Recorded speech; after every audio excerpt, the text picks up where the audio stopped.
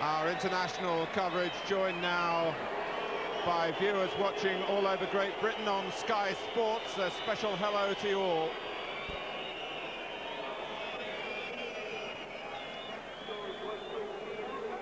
It's a misty evening in Munich. No wind about, but plenty of celebration about. This really is an event of international fellowship, as the players are introduced in pairs. Oscar Ruggeri coming out with Stefan Reuter. Football is the world's most popular game. It provides an international language. It crosses every boundary. Well, tonight we've a showpiece to raise money for a splendid cause. UNICEF, so active and successful in decreasing the risk of premature death amongst children. But as all football lovers know, a showpiece in itself is not enough. There must be competition, and that is certainly provided by the context and timing of this match with regard to Germany. Not that it is in the German nature to take any match lightly, but 8 days before the crucial international against Wales, they're sure to try to be at their sharpest.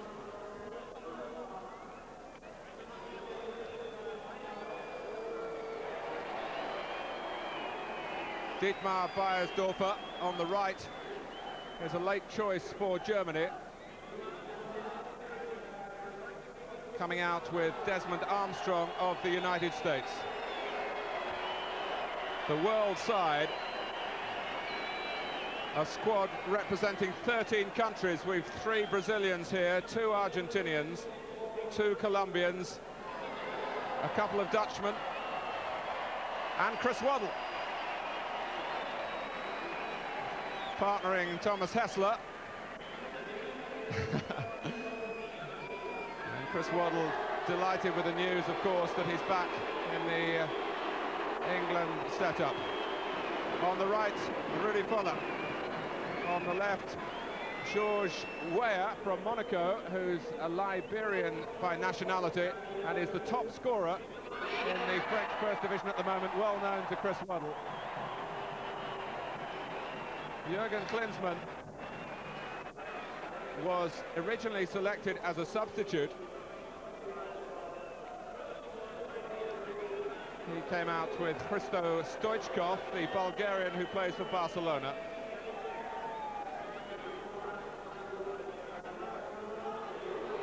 It really is a star-studded setup. Picking a side to represent the world is difficult enough. To get them here, well, it almost defies description. Not so difficult, of course, for the German side, who start intensive preparation now for the match in Nuremberg in 8 days' time. But of course, a lot of the German selection played league football only 2 days ago in Italy, where so many of them are now based. Bertie Vogts, who has his critics. Rainer Bonhoff, his assistant, alongside him. Bertie Vogts on the right. I'm sure many of you recall his dogged style of defending. The Italians on view on the pitch are all officials. The referee Rosario Lobello, like his father before him, Concetto Lobello, who sadly passed away recently, a referee of international renown. But Italy have a major engagement on Saturday against the Soviet Union in a critical match in their group in the European Championship qualifiers. The World 11 did ask for Riccardo Ferri to be here, but as Elio Vicini understandably turned that request down. Hullet, you saw Goicoechea, the goalkeeper. Ruggeri, who only arrived at lunchtime after a 26-hour journey from Argentina. Ricardo, the Brazilian. Jorginho, another Brazilian alongside him. And the third from Brazil, Moser, who plays in France. Desmond Armstrong, who was in the United States squad in the World Cup. Thomas Scuravi next to Valderrama on the bench. And it is the intention for all of the players who've come here tonight, of course, to get some game time. Lothar Matthäus and Ruud Gullit have been opponents often enough, for Germany against Holland, for Milan against Inter. There's been some bad news for Germany in terms of a couple of injuries.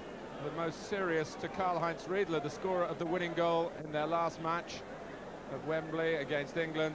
He's got a knee problem. He will not be fit to play against Wales. Good news for the Welsh. But of course, Bertie Vogts is not short of strikers of sufficient calibre.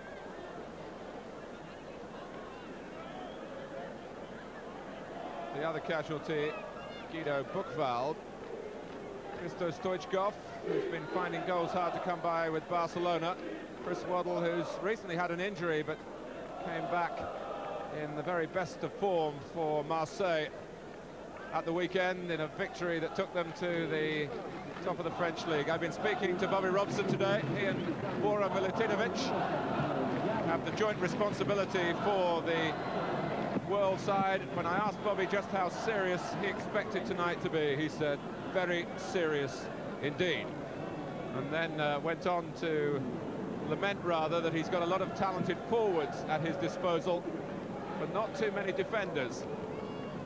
The plan is to play with Moser as the sweeper. There was some suggestion that Gullit would be in that role to try and stop Rudi Völler.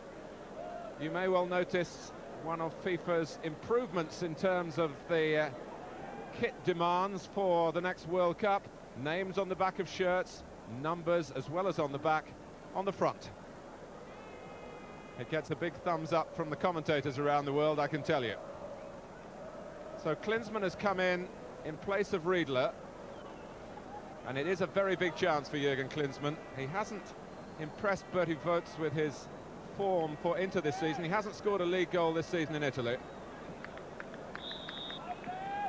So the World 11 kick off against the world champions.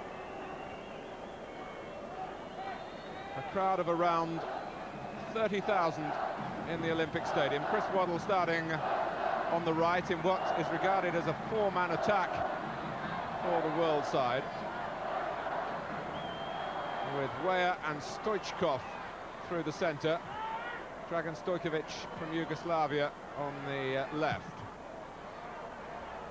But certainly in terms of coordination and preparation, Germany hold a strong advantage here, as well as the support from the crowd.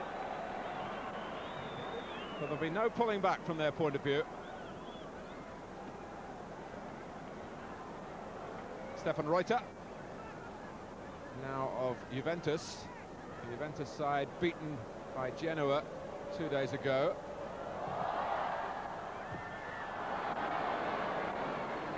Völler, first to it at the near post. This does not count as a full international in Germany's records. The records that show that Völler has scored 40 times for his country in 76 games. And remains one of the game's genuine greats in that respect. Andy Bremer would come into that category in his job on the left. Waddle getting a loose one from Klinsmann. Armstrong.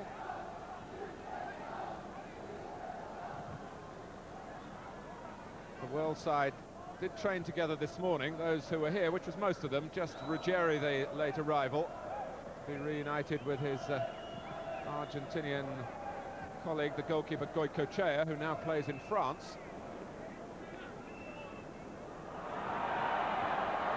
And it's going to be Klinsmann bearing down. Is this going to be the opening goal for him? Down he goes. Goicoechea indicates that he didn't bring him down, was pulling the arm back. I'm not quite sure whether that was the case. There was a mistake in the first place by Moser. He was trying to make up for it. Goicoechea left exposed. Klinsmann, who has made falling something of an art form.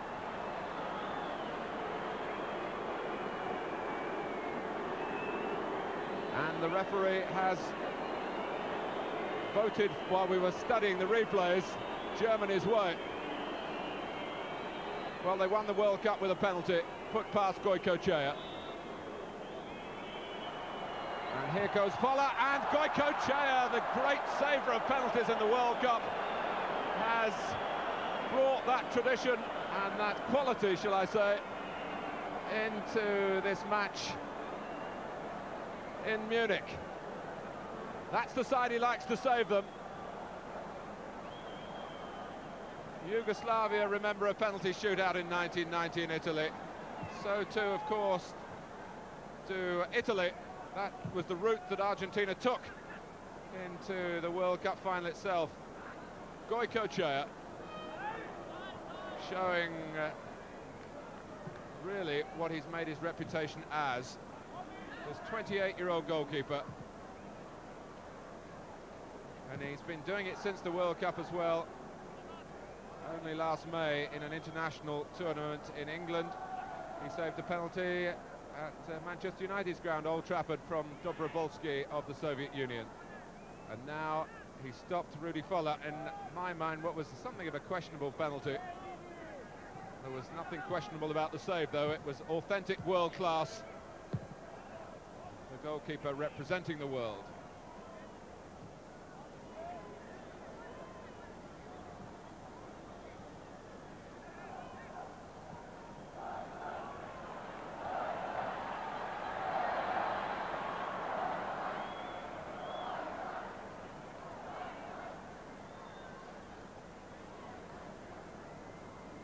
Rudi Voller, who is Andreas Müller, one of the midfield players. Goycochea, who couldn't save from West Germany in the final, of course, when he was presented with the chance to make another heroic contribution when Andy Bremer stepped up. And why didn't Bremer take the penalty tonight, you might be asking? I can only tell you that Bremer has missed one for Inter this season in an extraordinary game when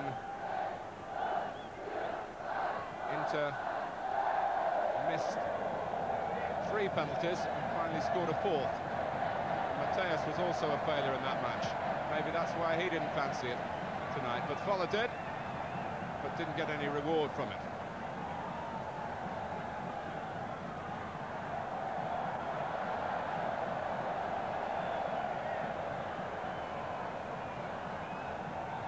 Ruggeri. Here's Jorginho, who plays in Germany for Bayer Leverkusen.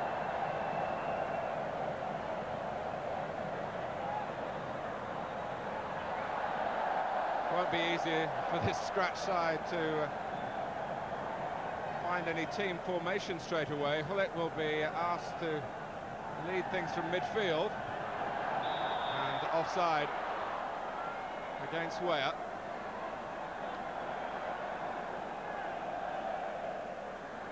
"12 goals so far for Monaco." Here is Bremer.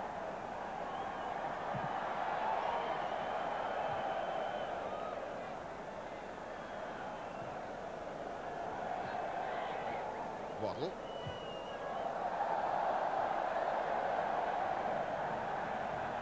Moser.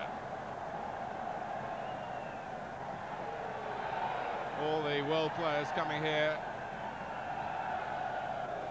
for this charitable cause, getting no fee for playing tonight. They have been given just an allowance of 500 Swiss francs, around £200 sterling. But they're just pleased to be invited, and they've made considerable efforts after their weekend endeavours to answer the call from FIFA. This is incidentally the second UNICEF match. The first was staged shortly after the 1986 World Cup finals in the United States.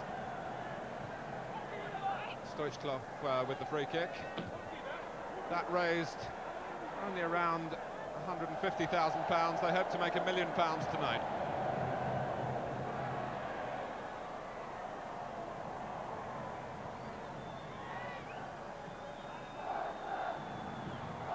Kohler. Now Bremer.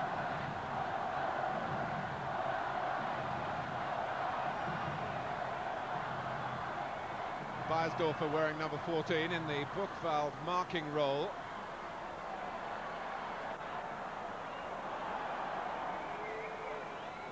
There's a good tackle on Reuter by Ricardo.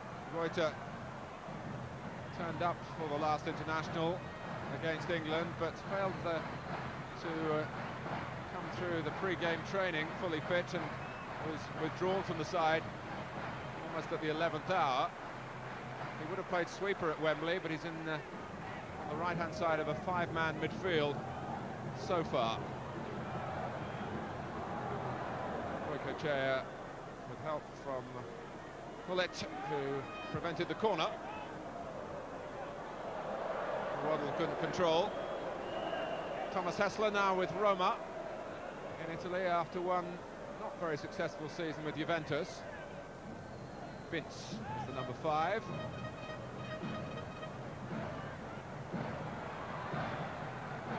And his opposite number, Moser of Marseille.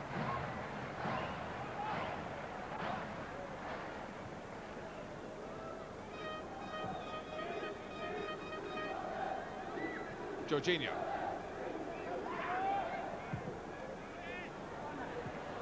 Good running for the return ball from Waddle.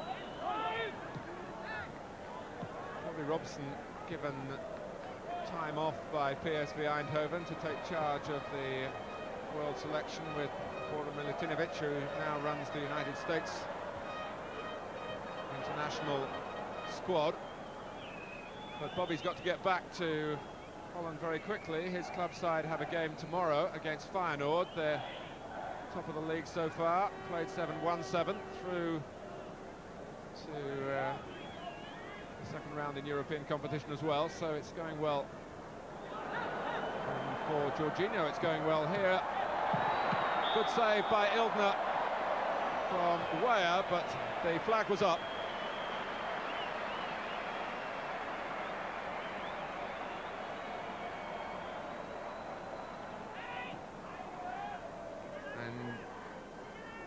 Where all the time was offside. In fact, when the ball arrived, Beiersdorfer had got back, but it's not when the ball arrives, which counts, of course. Ruggeri, who faced West Germany, as they then were twice in World Cup finals, once a winner, once a loser.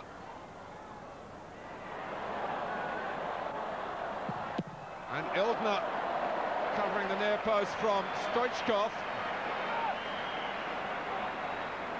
And the world side beginning to flex their muscles here.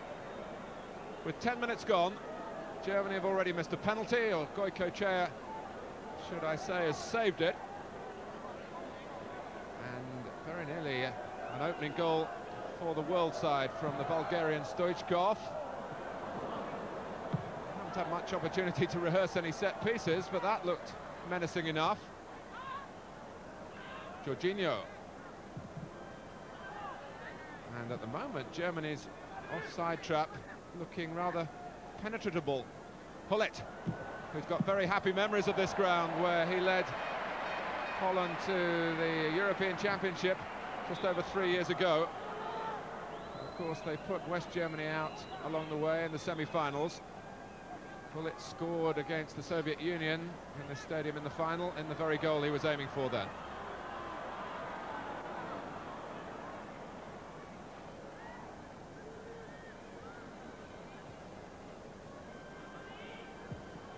Stoichkov, taken on by Waddle, who favours his left foot, but has often expressed a preference for operating on the right-hand side, where he can come in on his stronger foot. Given the opportunity to do so here. Matthäus.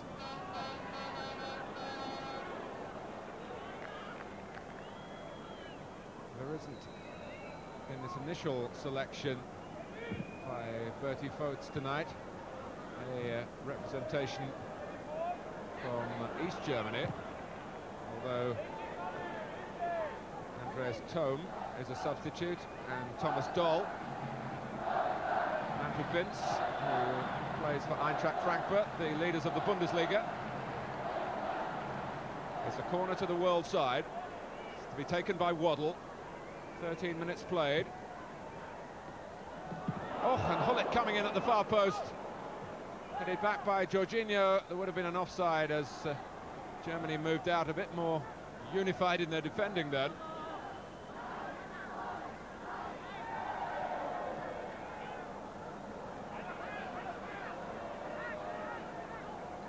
And the injured player is Klinsmann, lamenting yesterday that things were going against him when the initial announcement had him only as a substitute for this side, as he was at Wembley. But the seriousness of Riedler's injury giving Klinsmann a chance to recall, and he needs to stay fit to impress Bertie Vogts.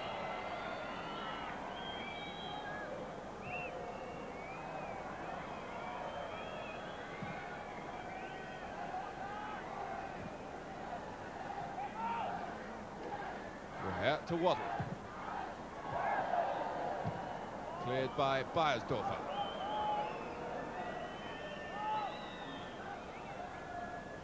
Ricardo played for Brazil in the World Cup in 1990. He was actually sent off against Argentina in the match when they were knocked out. Stoichkov. It was a fine ball, it just needed better support. Weah was the only player prepared to attack the cross.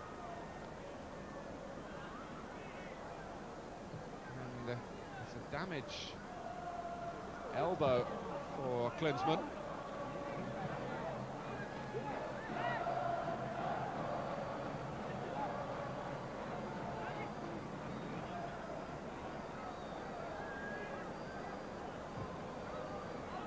That's Andy Möller's ball forward. And the Italian linesman rules that it's a goal kick. Fuller has had knee problems this season. He was a late starter in the Italian league, but that wouldn't excuse wasting a penalty, which he's done tonight. Waddle seeing plenty of the ball. Picked off by Binz. Ruggeri, this resolute character.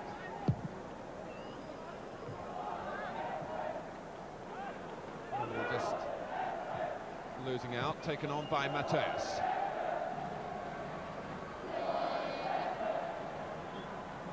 Hessler. All the players with Germany who earn their living in Italy will stay here for this intensive build-up to the match tomorrow week against Wales. But there is a German league programme this weekend.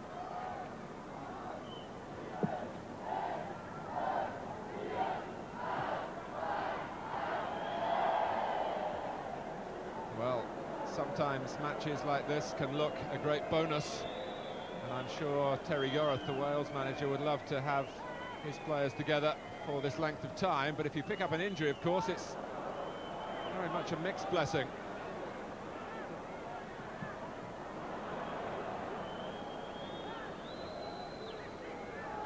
Andreas Thom is one of the forwards who could be used as a replacement here. Kohler. Ruggierian with the characteristic crispness. Jürgen Kohler continuing his run. He's settled in very well in the Italian league with Juventus, but he was a loser for the first time on Sunday in Genoa, along with Reuter. And one of the Genoa players is in the world squad tonight, Thomas Scurabi, but not yet involved, although he will play a part later. Waddle, Hullet chasing, and Ildner is there first. He too, Bodo Ildner, will play the first half here, and the second German goalkeeper, Andreas Köpke,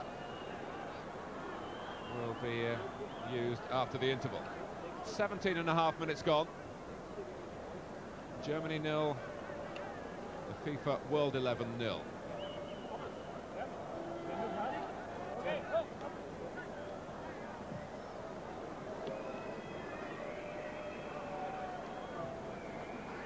That is very sad for Germany, and particularly for Jürgen Klinsmann.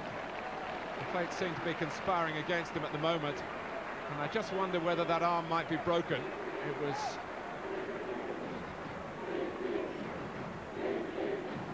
is indeed Andreas Thom, one of the East Germans, who is coming on for Klinsmann. He has played once for the unified Germany in the first match of unification, and he scored. It was a sensational arrival against Switzerland, scored straight away. Sympathy around the stadium for Klinsmann. But Thom is on.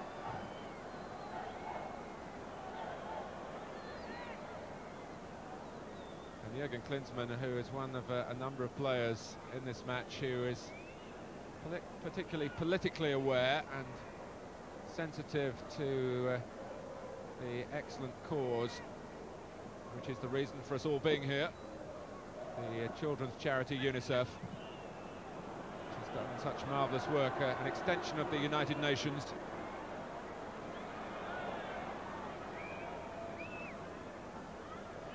Here's Müller. Germany trying to quicken the tempo here with Völler. Thom waiting in the middle. Binz, the sweeper, has got there as well. It's Hessler who extravagantly mishits the cross and has to pay the price in terms of the crowd reaction. It's quite a critical crowd here in Munich these days, largely because Bayern Munich, for so long the setter of the standards in Germany, are having a pretty dreadful time in the Bundesliga. They lost here to one of the lower clubs, Stuttgart Kickers, the second club from the city of Stuttgart, 4-1 last weekend. Wouldn't go down too well with the locals if Germany were to be beaten hard on the heels of that by a scratch side, even a side that includes Gullit, whose future with Milan still remains a subject of some speculation.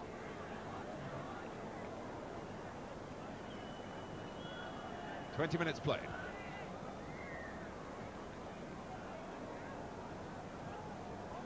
And really, as if the early penalty miss has rather damaged the confidence of the home players. Offside given against Stoichkov. Rosario Labello conducting operations with a smile. Hessler broken up by Moser. Here's Stojkovic, who wasn't in the original squad but was called up from his current base in Verona in Italy. And Bremer, now he goes down. Well, it's Wales which might benefit from this. Waddle threading it through towards Weah. More treatment, and Andy Bremer, the player in pain now. One of the trio from Inter has already gone, Klinsmann. Bremer, it's knee against knee, I think, with Jorginho.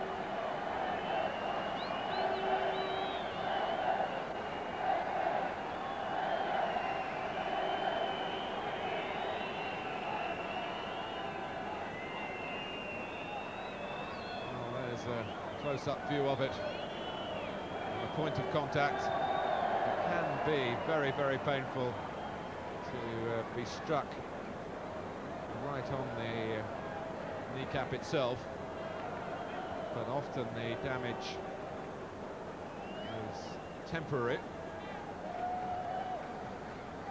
Stefan Effenberg is warming up now, supervised by Reinhard Bonhoff. Effenberg was in the side that won at Wembley, but has been passed over in this selection. He's been quite outspoken at his club, Bayern Munich, in criticism of Jupp Heynckes, the coach here, who's very much under threat. Jorginho full of apology. They won't want to take any risks with Bremer. And they're certainly not going to waste any time making another change. Scheffenberg will have to get the shin pads on. Well, the Bayern supporters will be pleased to see one of their own kind. Of course, a number of those who've moved on to Italy, like Bremer, have spells at this club. So, with 23 minutes gone, 3 talking points really. The penalty saved by Goycochea from Rudi Völler, and 2 German injuries. The one to Klinsmann looking particularly sinister from the German point of view. And I would feel that probably Bremer has gone on a precautionary basis. But remember, Riedler ruled out already of facing Wales in 8 days' time. And Guido Buchwald, who would have been a starter tonight, he is named amongst the substitutes, although they won't want him to take any part in the game unless it's absolutely necessary. He's got a problem with his left knee.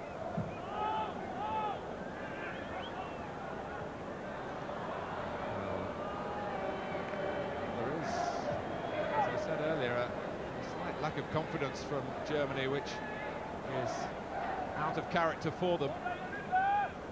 Really are the arch competitors in the world game. But their plans are being upset. And the world side, with only their reputations really to play for, have conjured up some menacing moments. Their main problem is to stay on side. Well, they seem to have accomplished that time, but the ball ran away from him.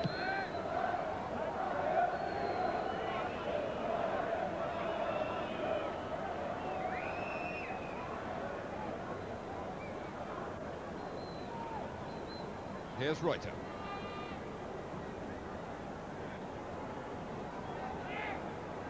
Vince was a late choice in the last international, but did well. Has kept his place. Effenberg. Reuter has switched to the left-hand side in the absence of Bremer, lining up the cross.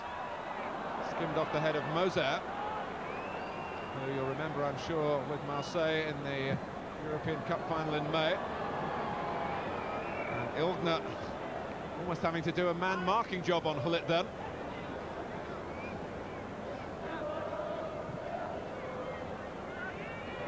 Matthäus.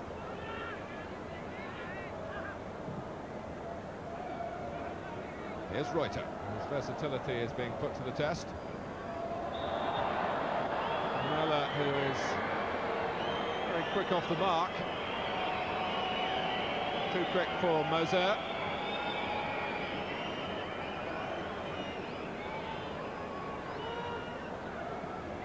And it's good to see from the German perspective a player going down and actually picking himself up straight away and not looking too damaged.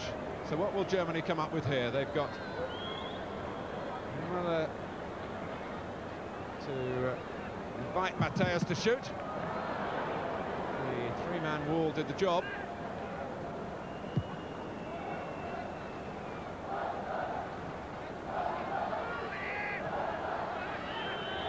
Effenberg, challenged by Hullet.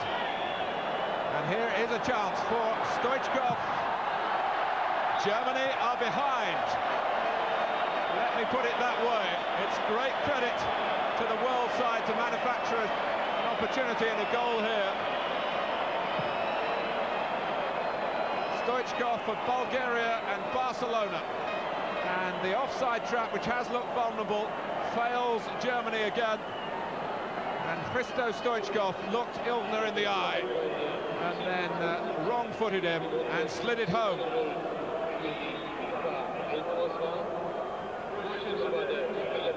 Ilgner trying to keep his shape, but he was committed, and Stoichkov put it the other way. Germany 0. The FIFA World 11 1. And this is a turn-up for the book. because one doubts the talent in the world side, but football is above all a team game. And Germany have all the advantage in terms of teamwork. And Bobby Robson will be very heartened by this. When I talked to him just after lunch today, he was starting to get anxious about it. How would a side with few defenders cope against the might of what we could call the world champions plus, because West Germany has become the United Germany. Will Germany's unity pay off at a set piece? It does. And it's Beiersdorfer. 1-1. Well, that's the Germans all over, isn't it? When they're looking as though they might be in distress, the sense of competition comes through. And the tall defender, who's only played one full international, Dietmar Beiersdorfer from Hamburg, played against Belgium in May. And he's come to Germany's rescue immediately to head in the equaliser.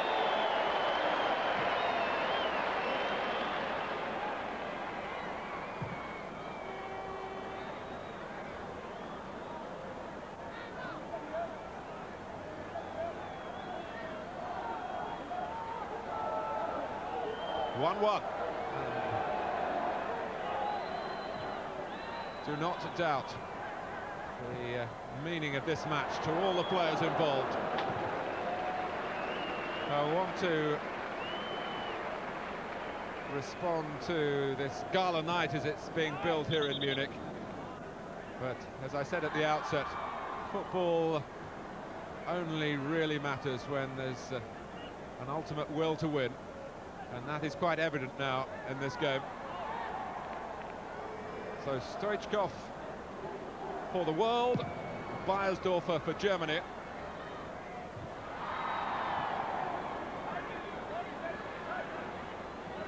And I wonder whether the news has reached Jürgen Klinsmann, who we're being told is on his way to hospital now, and no confirmation as yet that that arm is broken.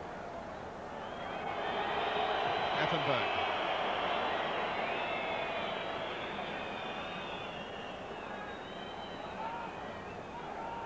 Here's Jorginho.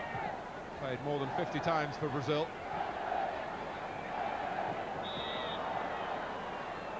That's a little nudge by Stoichkov, who's got a reputation as a hard man on the pitch, certainly a man who gets into trouble with referees, but he's a delightfully warm and open character off the field. Seems to invariably get himself into difficulties with suspensions. It's Tome, this is Müller, and this is more like it from Germany. Lothar Matthäus claims that there was a deflection. He, like Bremer, was a former Bayern Munich player, who's well aware of the geography of this ground. What a great ground it is. Well, that's something as to what it's like to be on the receiving end from Matthäus from 30 metres.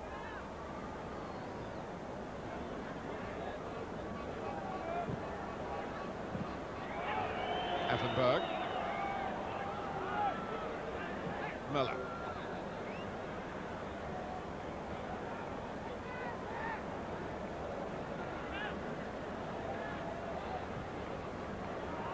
Played back by Hessler to Kohler.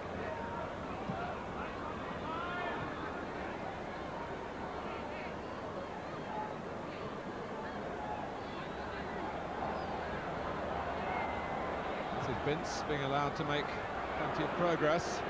Völler. Oh, and Jorginho faced Hessler, claiming that he's cross deserved better support in the centre, and he may well have been right. Jorginho diffused the danger very calmly.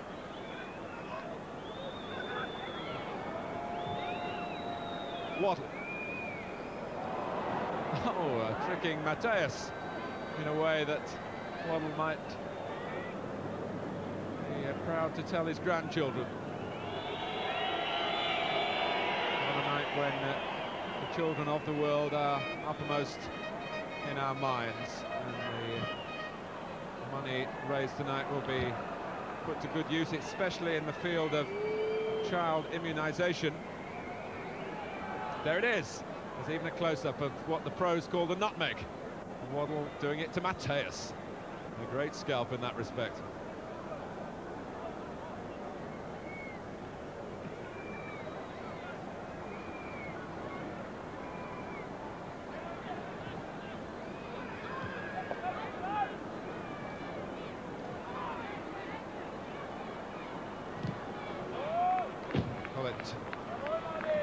In an area of the pitch where the great players are entitled to back their skill as an individual.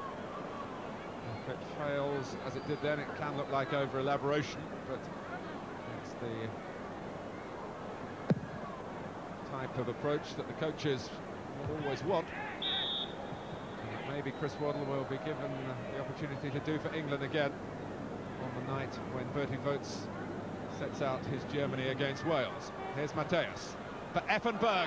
It's opened up for Stefan Effenberg. Germany, who were a goal behind, now lead by 2 goals to 1. And there are bound to be chinks in this particular defence, because it really has been put together with limited resources.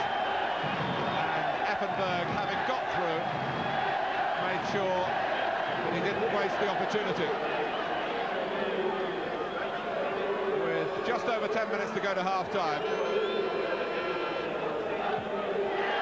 So Stefan Effenberg on as the substitute. Germany 2, the world 11-1.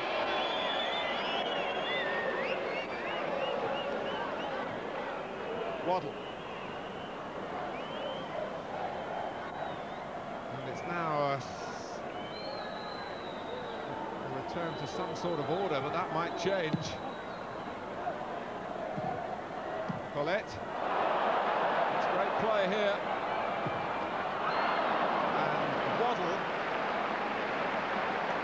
who of course will never be allowed to forget that he failed to beat Bodo Illgner from the penalty spot in Turin in that shootout in the World Cup semi-final.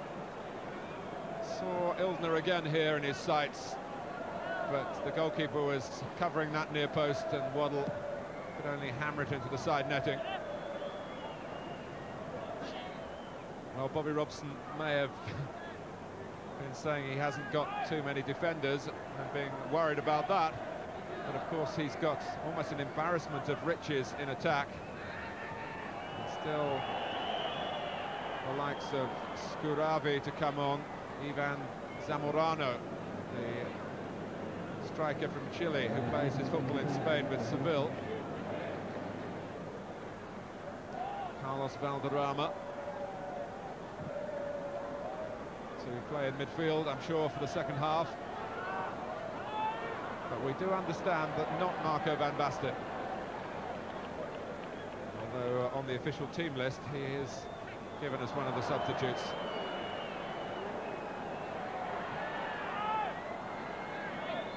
Beiersdorfer. Now Reuter.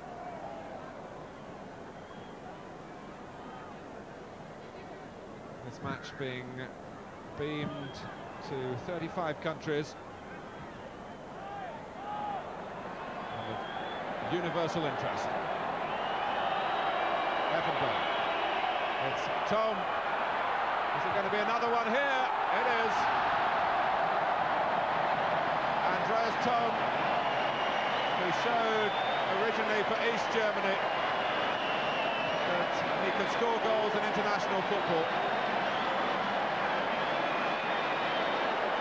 And after taking a while to get into the groove, Germany are certainly in it now.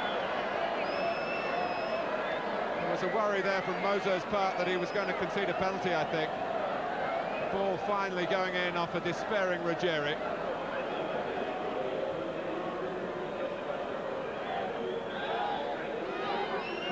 home past Mose's challenge.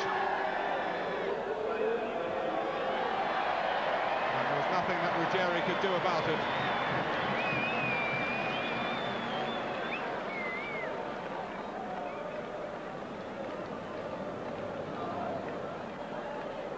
So 3-1.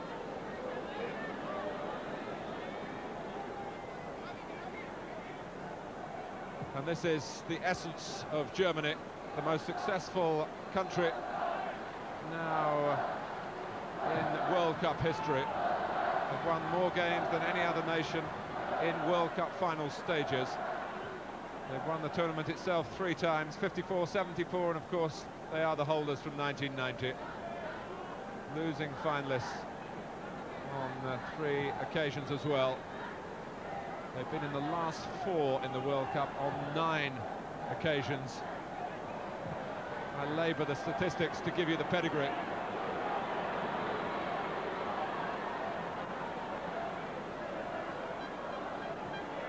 And Koller is offside.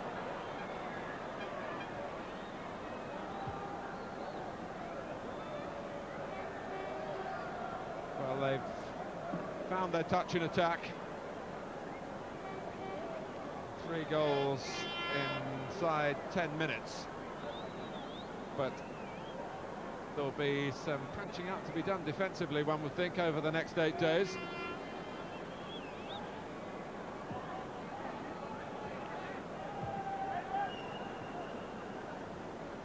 Where?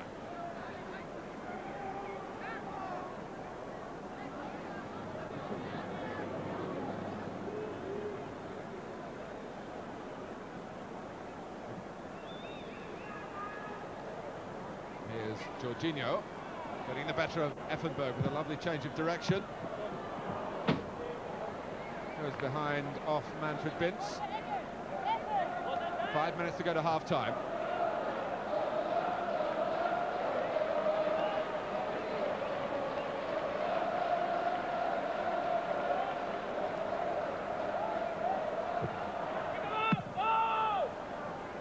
Germany pushing out.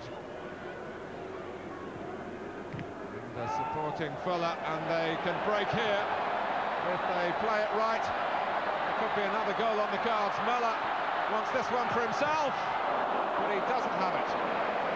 He used Effenberg as a decoy.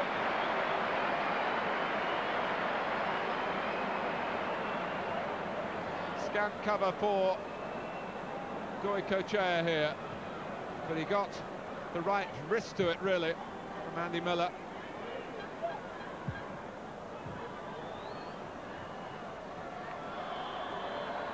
Tome, the whistle's gone.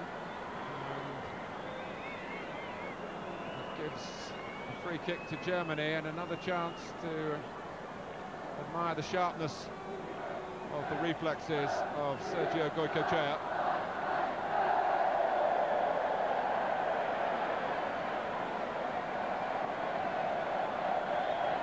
Well, the scene really is set here for maybe something masterful from Lothar Matthäus.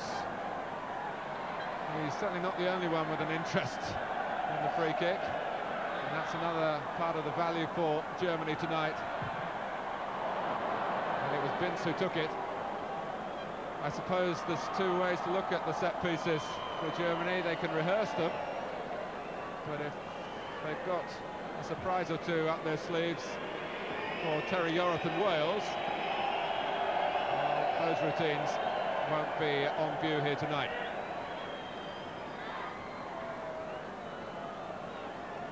Gullit.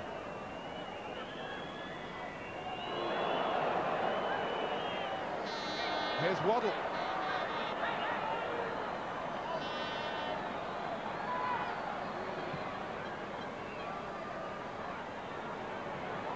It's a buccaneering break from Jürgen Kohler. Kohler in the centre. With 3 scored and he hasn't got 1 already. Don't be worried about that, as you can see. And of course he has missed the best chance with the penalty.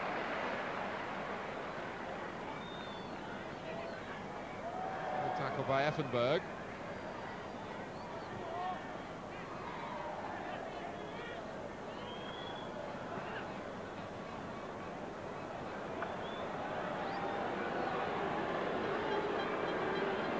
goes Fuller again. Oh. It's the outside of the goal from Thomas Hessler, who's not renowned for his aerial work, but he was the man over here. Ruggieri, in fact, lost Möller in any case, and Hessler puts it wide. Thomas Hessler has only scored one goal in international football, and it was against Wales in 1989 in the World Cup qualifier. Didn't go outside the penalty area.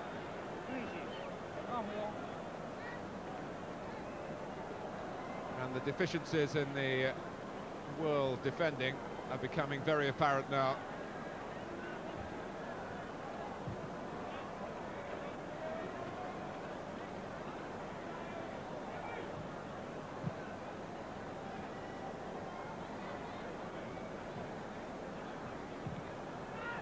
By Möller, but it's going to be a free kick with a minute to go to half-time. Rosario Labello may have a bit of extra time to add on because of the early injuries to the Germans.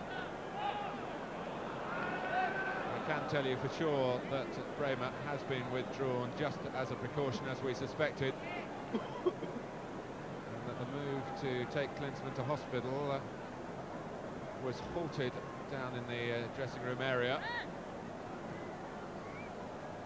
Maybe happily, hopefully, the feeling that the arm isn't broken. We'll bring you more news on that as and when we get it. This is Tom.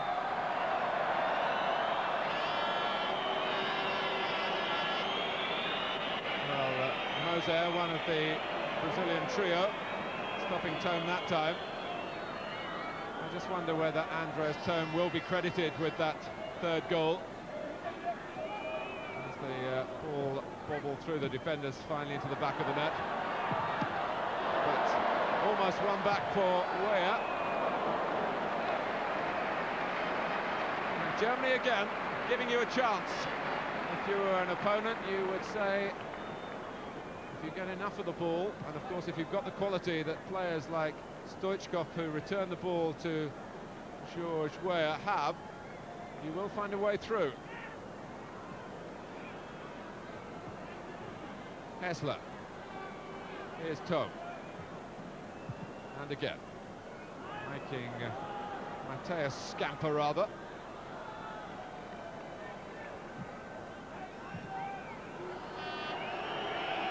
Effenberg. The bird from the local supporters here. Thom. Matthias can't charge on because it's half-time in Munich. A most enjoyable first half in which Germany was slow to get going, handicapped by injuries to Klinsmann and to Bremer, and the missed penalty, Rudi Völler, showing yet again that Goicoechea is a great goalkeeper when it comes to stopping penalties. Stoichkov put the world side in front, but then Germany came strong through Beiersdorfer, Effenberg, and the goal which went from Thom via Jorginho and Ruggieri to make it 3-1 in Munich at half-time. We'll be back here for the second half. I hope you'll join. I'm not certain that we'll get beaten. I think we'll get a result.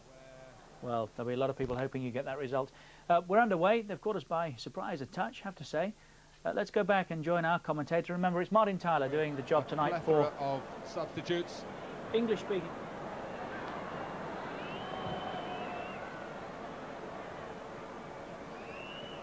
Including the South Korean Kim Joo-sung. Valderrama is on. Ruggieri's got to stay out there, and Moser too, with the shortage of defensive replacements at Bobby Robson and Boran Milutinowic's disposal.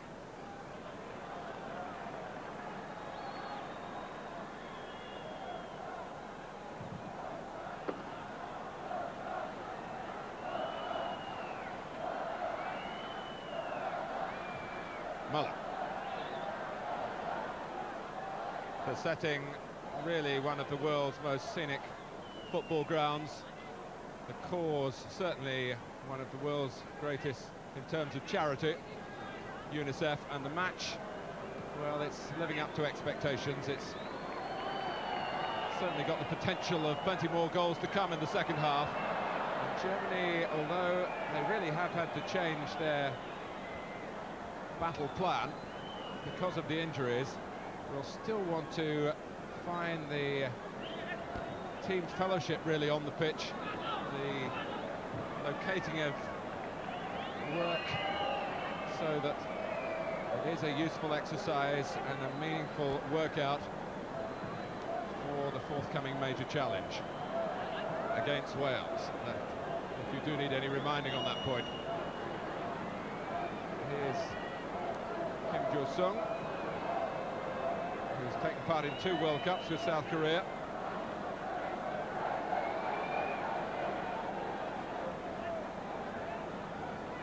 He's on. Zamorano, the number 17 from Chile, is also on. And Thomas Skurabi wearing number 13. All the world players, understandably, given half a game at least.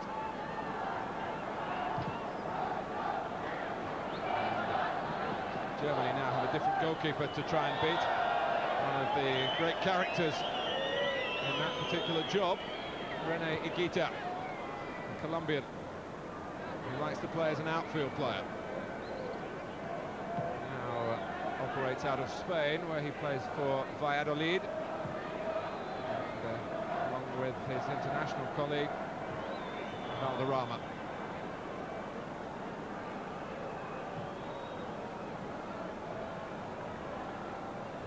Valderrama getting into the tackle.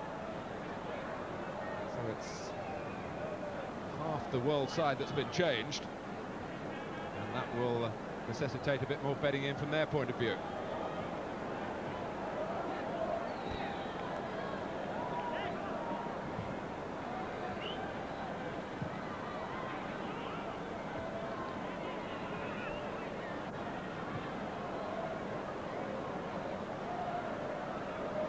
(3-1) to Germany, and they'll be disappointed if they don't put an even more emphatic look to the final scoreline.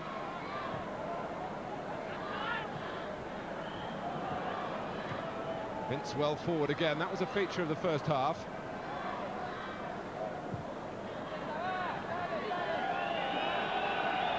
Effenberg, whose conflict with Jupp Heynckes, the Bayern coach, Heynckes in the stadium tonight, has obviously upset the Bayern Munich followers. Hence the whistling every time he gets the ball, which is far from patriotic.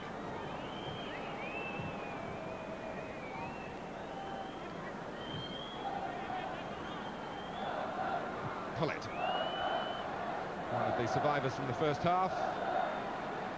There's Skurabi.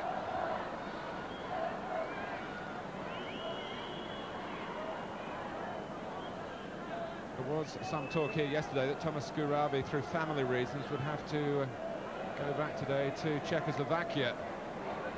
But it seems that that problem has been overcome, and he's been able to stay for the game.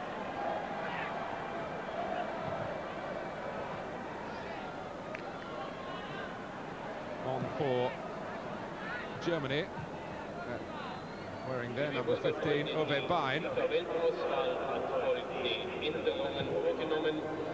Aus dem Spiel genommen wurden die Nummer 1 Sergio Goycochea in Indien, Nummer 6 Armstrong Nummer 18 Stojkovic Jugoslawien, Nummer 7 Christoph England, Matthäus. Nummer 15 Stoichkov Bulgarien. Ins Spiel genommen wurden mit Nummer 12. We're 5 minutes into the second half.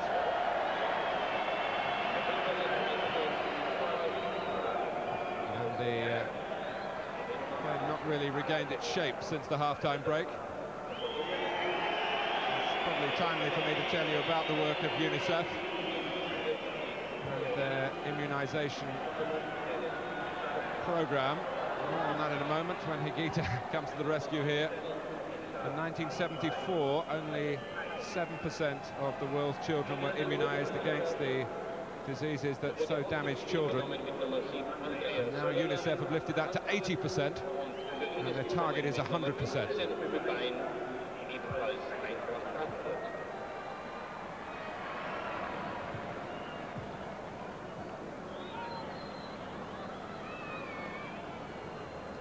And the money raised here with football showing that it can be used properly to raise the right sort of resources. And FIFA entering into the partnership with UNICEF, which one hopes will be profitable for many, many more years to come. The partnership on the field is between Gullit and Scouravi. Both with their countries were losers to West Germany in the World Cup. Here's Bince.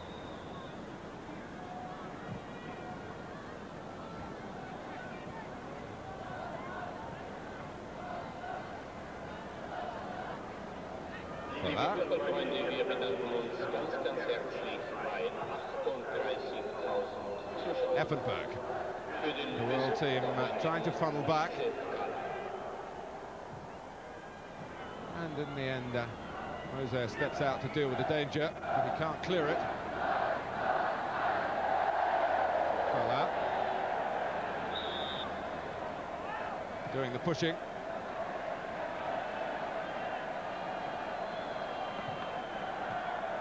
Valderrama.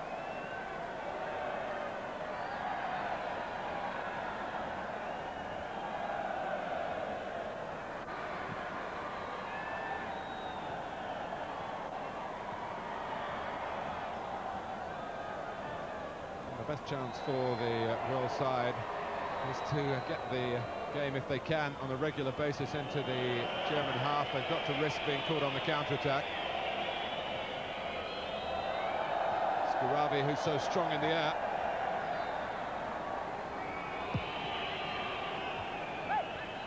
And Beiersdorfer, who is gifted likewise, as he showed when he really homed in on the corner to help Germany level after that rude awakening. The first goal of the night scored against them by Stoichkov.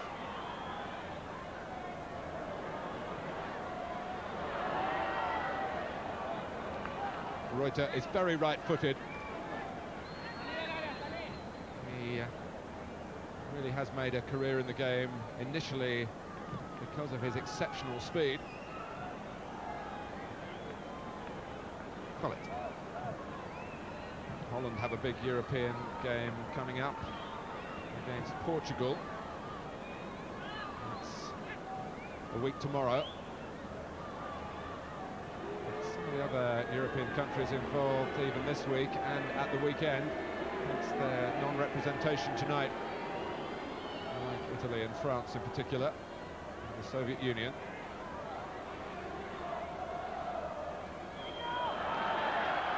Here's Falla. Oh, and Higuita was on his way down and found the ball coming at him. It was lovely play on the left by Hessler, and he seemed to put it on a plate for Falla. Higuita, for the time being, confined to his own penalty area. That might change. Falla again. And the goalkeeper just had to deal with it to some extent. I don't know whether it would actually have dropped in.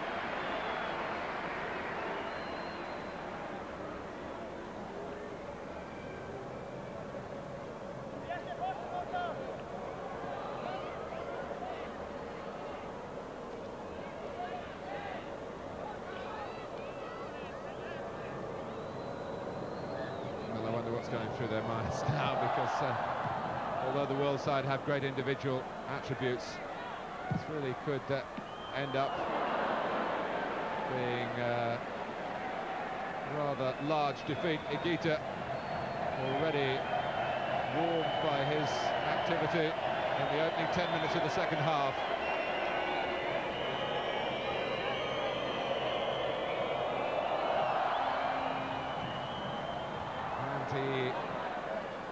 best on crosses, but he got to that well enough.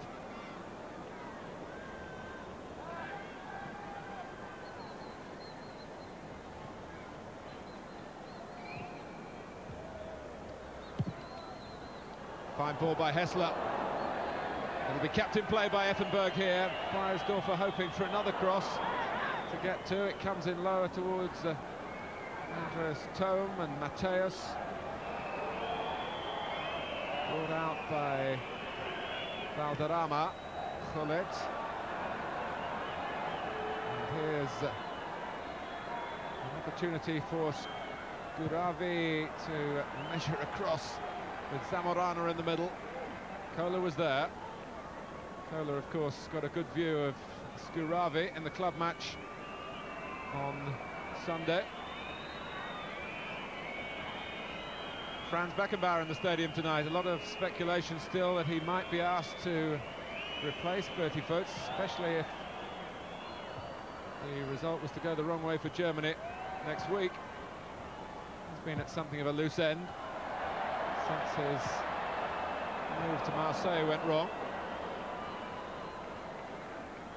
Jorginho.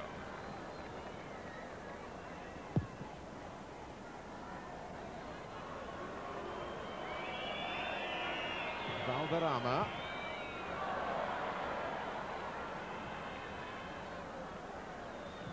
One substitute I've neglected to mention for you is Köpke. As we said in the first half, is on in Germany's goal in place of Ilsner. Thom going to the near post. Hessler sending himself for the volley.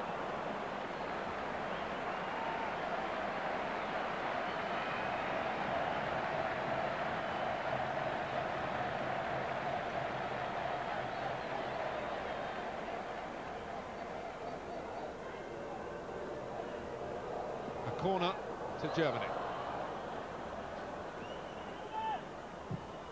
Vine putting it in.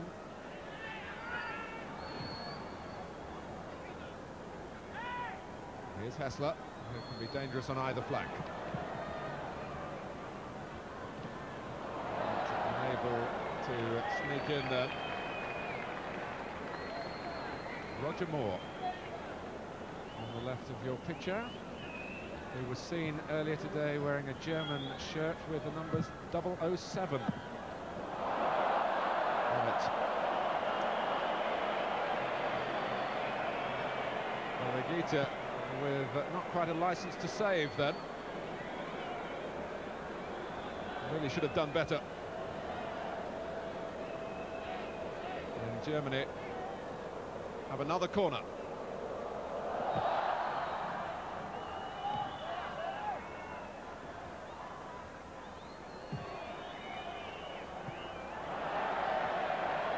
Well, it's got back to Matthäus.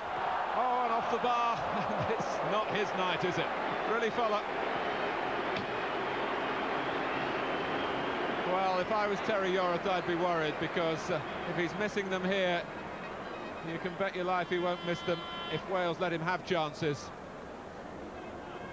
in Nuremberg.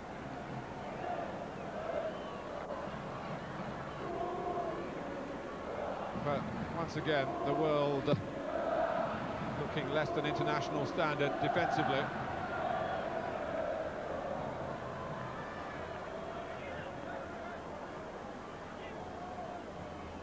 Valderrama.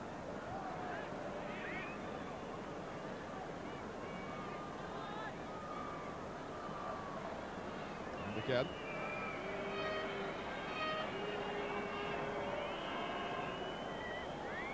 Here's Ruggeri. Jorginho. Very nearly got through for Zamorano. Gullit!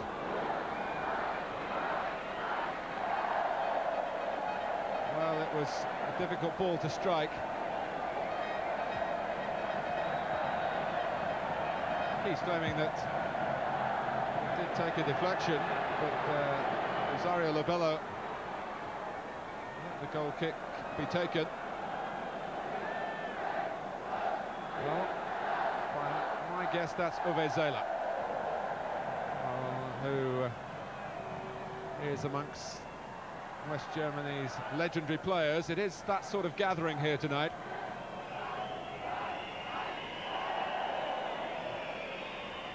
The likes of Beckenbauer, Sepp Maier, Bertie Vogts, Hervé Zähler. Wonderful achievements at the very highest level of the game.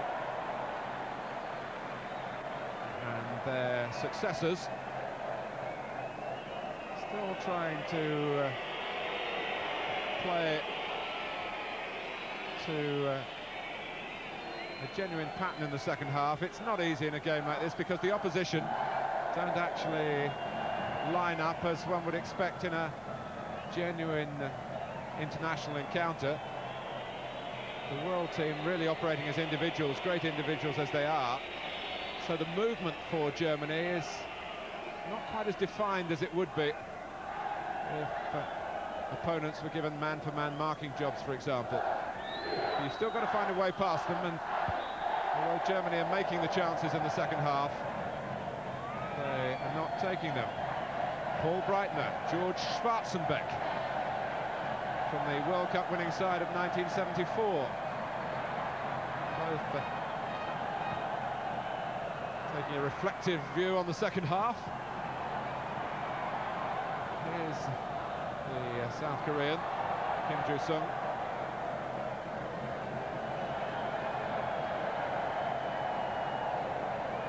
Well, you're certainly seeing plenty of famous faces tonight, most of them on the field, some of them off the pitch. The number 19 is from Turkey, Rıza. May well be in action against England at Wembley next Wednesday week. Jorginho certainly in action in this game. Augenthaler, Klaus Augenthaler. One assumes with Mrs. Augenthaler. He now is an ex-international, of course. A member of the World Cup winning side of 1990. Don't think I've ever done a commentary when I've been asked to identify quite as many famous faces. It's becoming quite a quiz. I hope I can continue to answer the questions for you.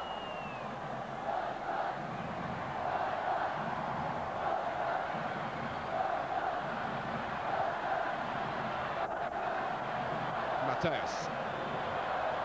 Crowd want another goal, and I don't think they mind too much which end it comes about. Coming up to 20 minutes played in the second half. Still the 4 goals that we had in the first half. Stoichkov giving the world side the lead. Beiersdorfer, Effenberg, and then I think it might have to go down as an own goal forced by Andreas Thom.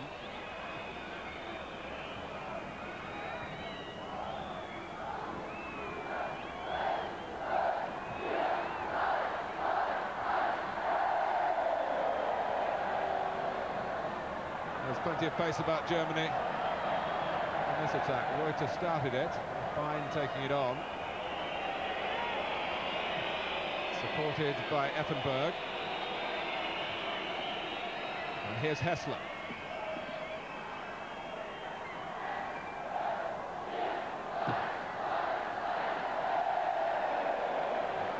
Reza sticking to him.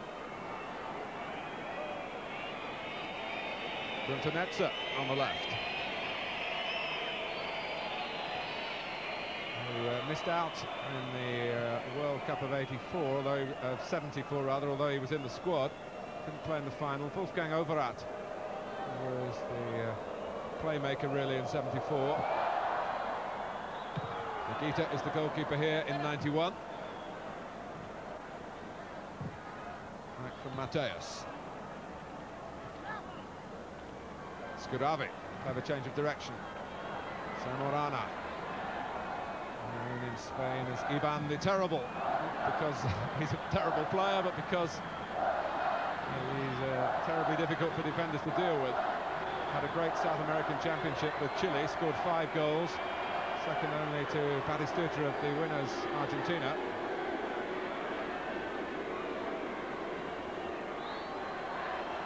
Effenberg.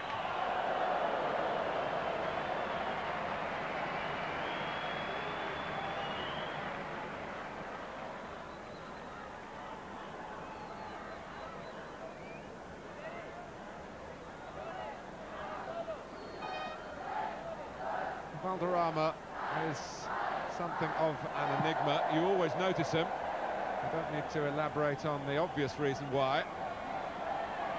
But when he is at his best, he's a majestic midfield player.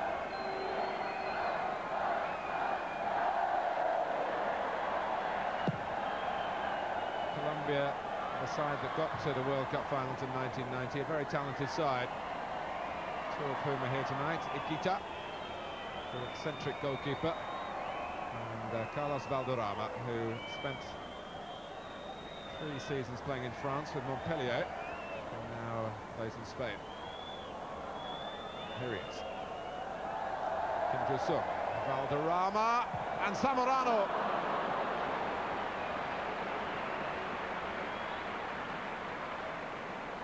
Well, it was a good chance. And you might argue that Germany are starting to relax a little bit. The defenders have their priorities, though. Every goal conceded is an agony for them, and they were outmanoeuvred there by some clever play, in which Valderrama played a part. Came behind Scuravi. Zamorano coming in, maybe would have done better to take it on his left foot.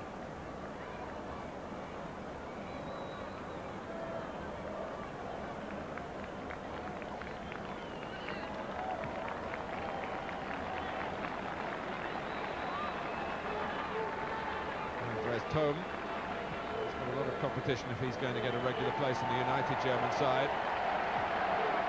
And they've spotted the return of Jürgen Klinsmann,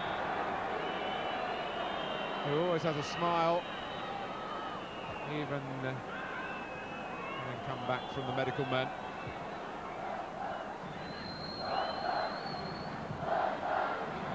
Valderrama. Still no definitive news on the state of Klinsmann's arm. But with Riedler out, if he was to have an injury which would leave him unable to take part next week, Berkey would still have the likes of Fuller and Thomas Doll.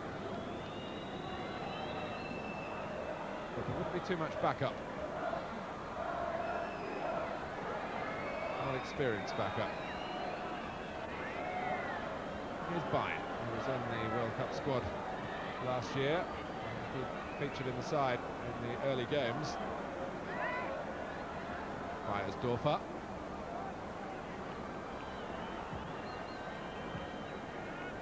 Kola. German football having to come to terms with the fact that Italy attracts their best players and can pay wages that even the German clubs can't afford. And the likes of Möller and Effenberg, who are still based in this country, have been pursued by Italian scouts. There's the Turkish international keeping an eye on Andreas Thom. It's still 3-1 as it was at half-time. 20 minutes to go.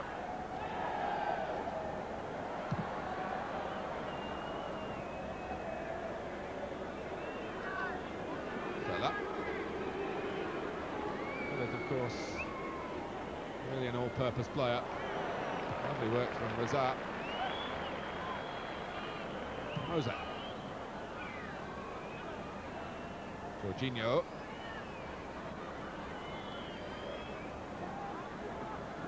Here's Valderrama. Hullit's holding in midfield, asking for the ball, but Valderrama spurning the straightforward pass for one that was more likely to be intercepted.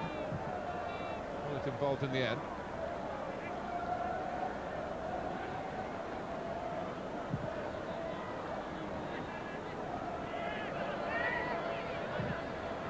It's Ricardo. Almost caught in possession.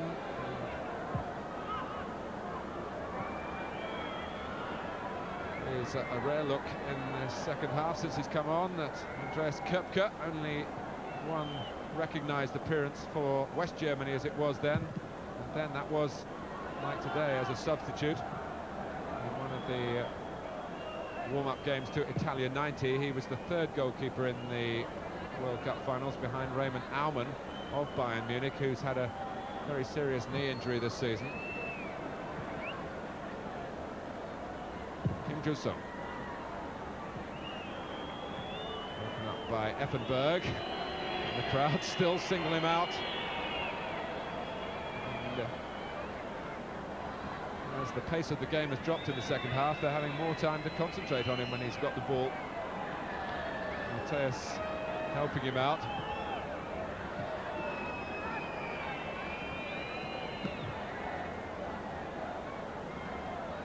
Well, the world team playing with a lot of pride. They haven't yet done to Köpke what they did to Ildner, get a goal past him. Gullit trying to do just that. He really is the right man to lead an international team on this sort of occasion.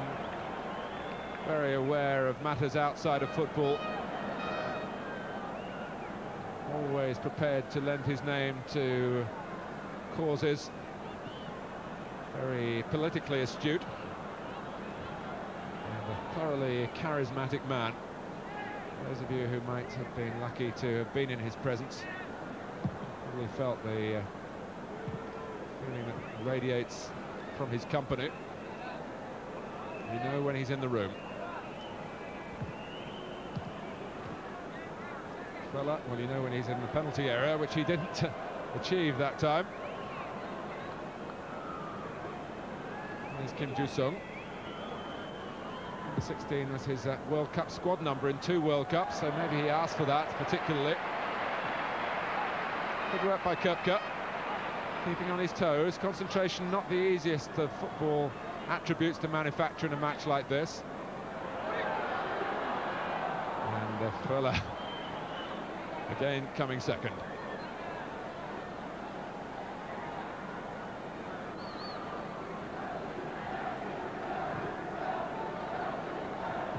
Vizar.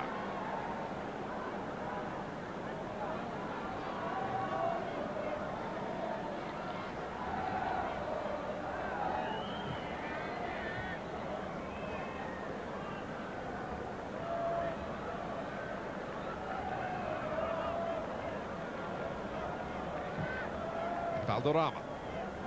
Just over 15 minutes to go. Skurabi. Now Matthäus. Hessler trying to increase some urgency into Germany.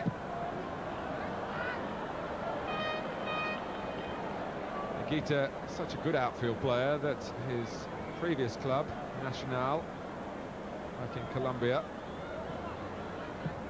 have used him in the past in midfield.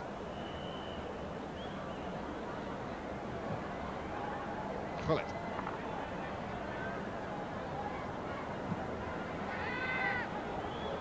Now Ricardo, that's a splendid ball to send Gullit away with some anticipation. Effenberg cutting out the cross. There'll be no charity from Germany on the field. They were caught out in conceding the goal by their own deficiencies and by some fine passing by the world side.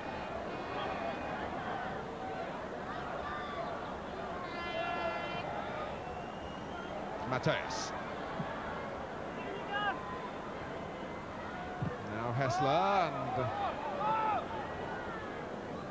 it is one of the truisms of football. The more time that you have, the more likely that a mistake will be made. And there's going to be a change here to emphasise that not all the laws of the game are being applied. Bobby Robson has got to put Stojkovic back on again in place of Jorginho. Stojkovic, who played the first half. FIFA, I'm sure, will turn a blind eye to that. But here come Germany. Higuita slipped in the centre, and just recovering his balance and his bearings. As Mateus moved in, he hoped for the kill. And that's coming just 2 days after all the Italian-based players played very competitive league games. So maybe that's been a factor. You know, a little bit of flagging by Germany in the second half.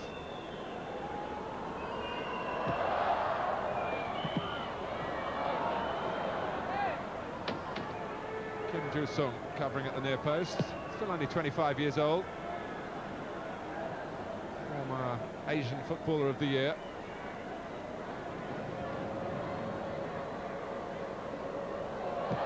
"13 minutes left. Nikita half getting to it, in fact doing enough to steer it away from any German attempt to follow in on the edge of the area.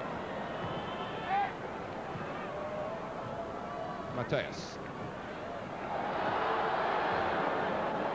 Every striker who's played at any level knows what Rudi Völlers going through. The compensation for nights like tonight are sometimes everything you hit ends up in the back of the net, and you might not play too well, but you end up a real hero. Gullit. Zamorano. Stojkovic. Oh, pulled down. Right on the edge of the area.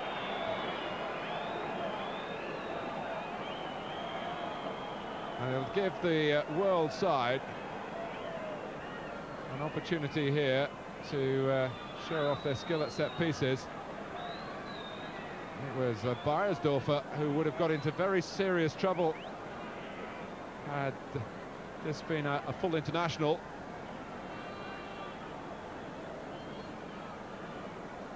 Stojkovic scored for Verona with a shot from a similar position a little further out that went through the wall of the opponents on Sunday for Verona, Cagliari.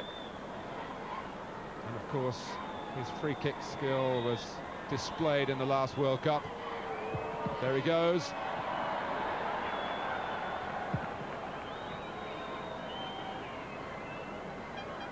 "11 minutes to go. Ruggieri, well, they've given him the whole game to justify his long flight from Argentina. Took Kim Ju-sung even longer, some 30 hours to get here apparently. Gullit snatched away from Skurabi by Köpke. I'll be very pleased if he can keep a clean sheet in his second half involvement. Hessler. Köhler's a fine sight when he gets into his stride. He deserved better help then. Effenberg has to suffer again. Köhler wanted a return pass, Effenberg let it run, but nobody could have called for it. Ruggieri.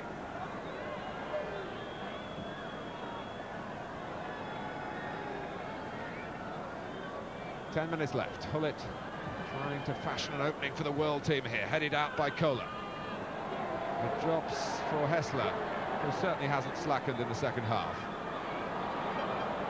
Völler, oh, went a bit high then. Rudi Völler, who's no stranger to controversy, of course, with that episode with Frank Rijkaard in the World Cup. Now that is literally going over the ball. And the only end product from that is damage for any opponent who happens to get into the way.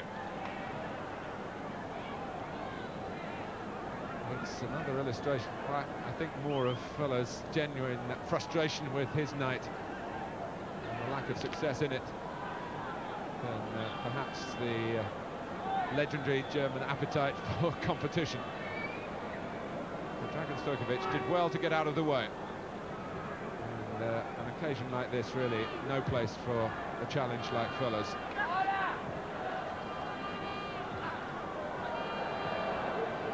Mateus just having a word with the linesman, in Italian, of course, to the Italian official. claiming that he'd been nudged. Gullit. Well, the World 11 had the first say tonight. Can they have the final word? Kim Ju-sung. Good judgment by Koepke. Recognising the need to use the ball quickly as well. To Matthäus. Here's Thom. Matthäus. And Germany wanting to walk the ball in. They might still be able to do it. Fuller. No. No.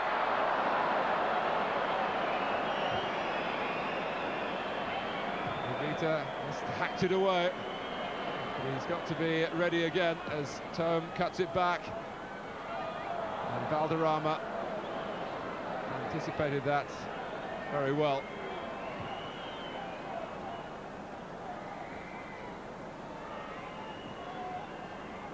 Well, he certainly feared for the world team in the second half. Germany with the incentive, with the crowd behind them, and with all the knowledge of each other's play. That's Scouravi going in. Gullit really has given absolutely everything to this game. As if to show those who make the decisions in Milan that he is fully fit, that he is still a superstar. The last few days of trading involving foreign players happens in Italy early in November. There's still speculation that Gullit might be replaced and go elsewhere. Real Madrid, one club that has been mentioned, as I'm sure you've read. Thom.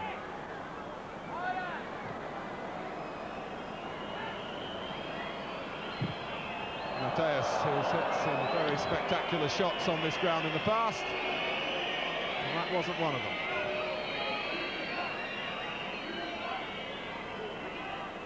Germany really found their best football when they needed it in the second part of the first half, and they've had a little too much time in the second half, and there has been some overindulgence. Here's Mose. Again, Gullit breaking to the right. Pitched off by Matthäus. Steered through by Bine to Hessler. Thom in the middle. That's a good tackle by Ricardo, who has played in Portugal with Benfica, but currently is employed in France, in Paris, by Paris Saint-Germain.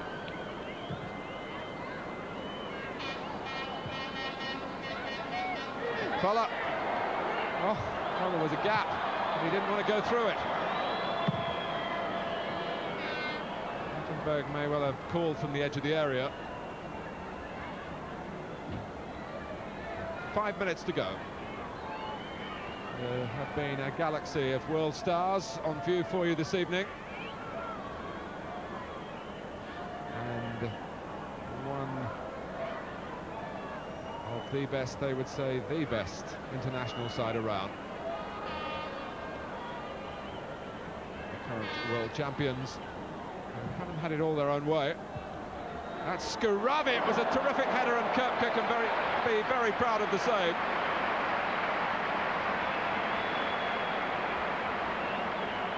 That, in essence, is what Thomas Scouravi is all about. Way above Kohler, and it was heading in until Koepke, who'd stayed on his line, flung himself way to his right to just pour it away. It was a header of great authority and a very special save for Andreas Koepke. And we're now having the opportunity to admire it from every conceivable angle, and whichever way you look. It's a moment to sum up, really, this evening. So much good technique on view. A night where it's talent everywhere you look. And Hessler. Cross it. Well, I think Rudi Völler is only one stage away from asking to go off. I can not recall him missing so many chances in one game. It began badly when he opted to take the penalty and Goicoechea saved it. And it hasn't got any better. The one thing he can console himself is that he's not been shirking, he's not been hiding, the chances have followed him. Ball's out. We're in the dying embers now, with 3 minutes left on my watch.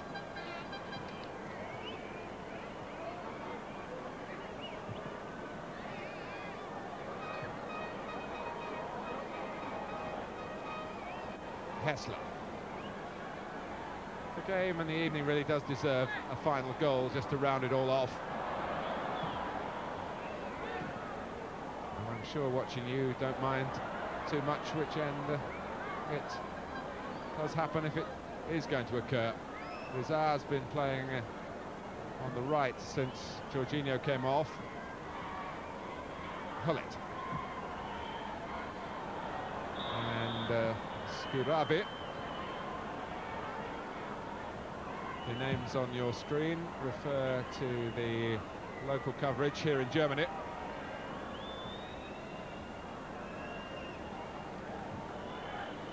Not, in case you were wondering, to any more substitutes I might have sneaked on while we weren't watching.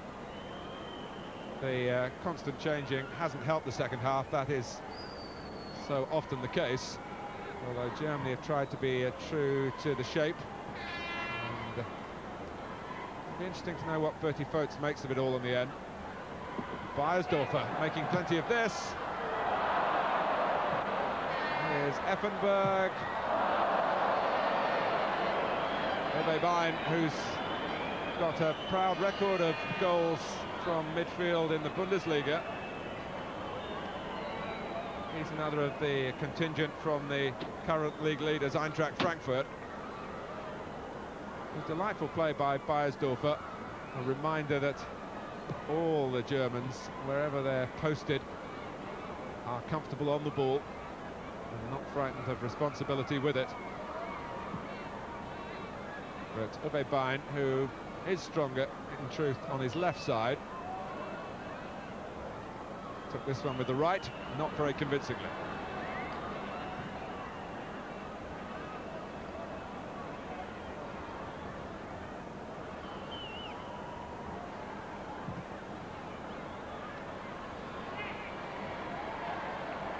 I'm sure Rosario Labello won't be looking to play too much stoppage time. It hasn't been a testing evening for the referee, but he's been honoured to be part of it.